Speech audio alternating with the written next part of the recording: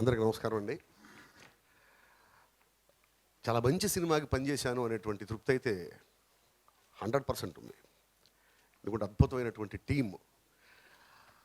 బాలా ఈ సినిమా కంటే ముందు చాలా సంవత్సరాలుగా నాకు తెలుసు.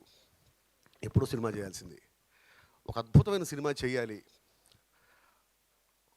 కొన్నాళ్ల పాటు గుర్తుండిపోయే సినిమా చేయాలనేటువంటి కసి బాలాలో నేను ముందు పరిచయమైన మొదటి రోజే చూశాను. నేను ఎప్పటికైనా కానీ మంచి ప్రొడ్యూసర్ అవుతాడు అనుకున్నాను.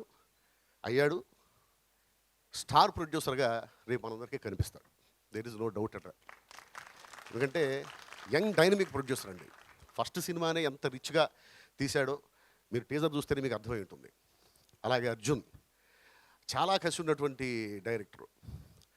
అర్జున్ గురించి ఒక్క మాట చెప్తే మీకు అర్థమైపోతుందండి. ఒక డైరెక్టరు ఒక కథ రాసుకునేటప్పుడు ప్రాణం పెట్టి ఒక కథ రాసుకుంటాడు. ఆ కథని ప్రేమించేస్తాడు. ఈ కథే నేనే కథ అనుకుంటాడు.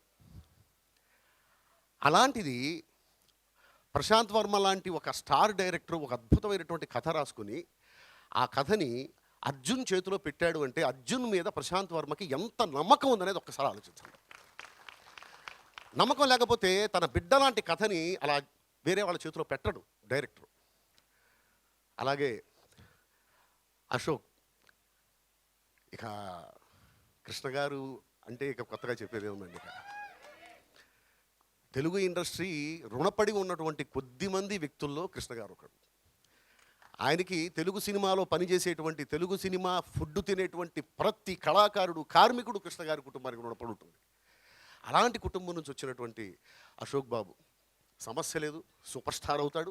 గ్యారెంటీగా సూపర్ స్టార్ అవుతాడు. ఈ సినిమాకి పనిచేసిన ప్రతి ఒక్కరు ప్రాణం పెట్టి పనిచేశారండి.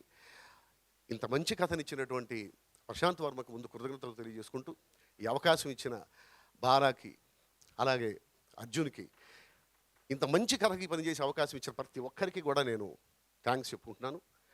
Thank you very much.